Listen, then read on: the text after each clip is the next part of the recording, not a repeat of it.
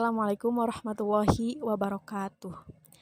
Alhamdulillah, pada hari ini kalian dapat berjumpa kembali dengan Ibu dalam kegiatan belajar dari rumah mata pelajaran Quran Hadis kelas 7 semester 1 untuk pertemuan kedua. Nah, sebelum kita mulai belajar, alangkah lebih baiknya kita berdoa terlebih dahulu agar kegiatan kita hari ini dilancarkan oleh Allah Subhanahu wa Ta'ala. Kemudian setelah berdoa, kalian siapkan semua buku yang memang dibutuhkan, entah itu buku tulis, alat tulisnya, buku paketnya, pokoknya semua yang menunjang pelajaran ini. Kemudian materi yang akan kita bahas hari ini adalah tentang ayat pertama yang turun, ayat terakhir yang turun, dan bagaimana cara Al-Quran turun.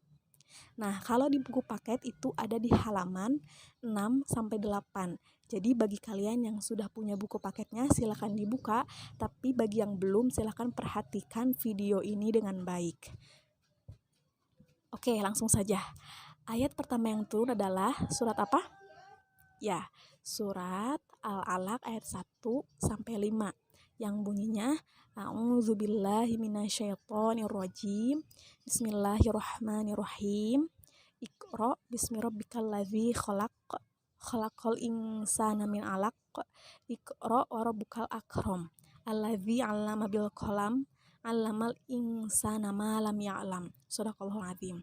Jadi bunyi surat Al-Alaq ayat 1-5 seperti itu. Kalian harus ingat ya. Pokoknya ayat yang pertama turun itu adalah surat Al-Alaq ayat 1-5.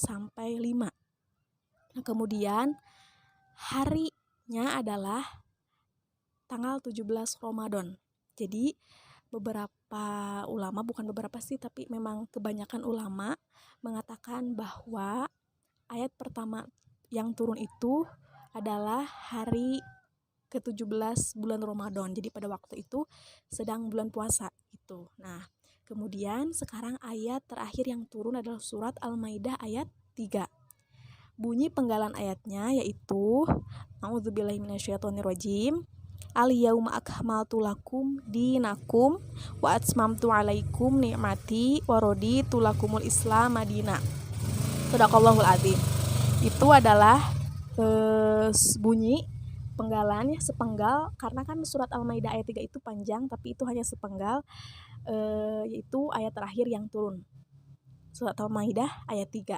Nah, waktunya adalah pada tanggal 9 Zulhijjah.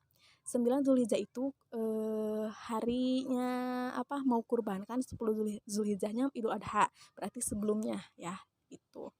Nah, sekarang bagaimana cara Al-Quran itu turun? Seperti yang sudah kalian ketahui bahwa Al-Quran itu diturunkan melalui malaikat Jibril.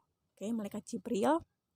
Nah, kemudian buktinya apa, Bu? Buktinya ada pada surat Asy-Syu'ara ayat 192 sampai 194. Yang ada di buku, kalian bisa baca sendiri ya nanti.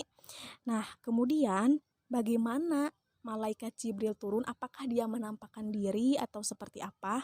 Ada 3 cara. Kalau di buku ini ada 3 cara. Pertama, malaikat Jibril menampakkan dirinya kepada Nabi Muhammad berupa seorang pemuda yang tampan. Jadi malaikat Jibril itu menyamar sebagai seorang pemuda yang tampan. Itu. Kemudian yang kedua, malaikat Jibril datang seperti suara lonceng yang semakin lama semakin keras suaranya. Jadi datangnya itu seperti suara lonceng. Entah bagaimana, pokoknya seperti suara lonceng gitu. Terus yang ketiga, malaikat Jibril menampakkan dirinya kepada Nabi Muhammad dalam wujud aslinya. Jadi wujud aslinya, tidak menyamar sebagai apa gitu. Jadi tiga cara malaikat Jibril menyampaikan surat dan ayat kepada Nabi Muhammad. Seperti itu materi yang kita bahas hari ini. Jangan lupa setelah menyaksikan atau mengamati video yang Ibu buat, kalian harus isi Google Form yang sudah Ibu sediakan, karena Ibu gak akan tahu kalau misalkan kalian cuman nonton video ini tapi gak ngisi Google Form. Ibu kan gak tahu, jadi gak masuk absen gitu. Jadi sayang ya, harus diisi latihannya. Terima kasih untuk kalian yang sudah mengikuti kegiatan belajar dari rumah mata pelajaran Kurdis. Semoga kita bisa ketemu lagi minggu depan.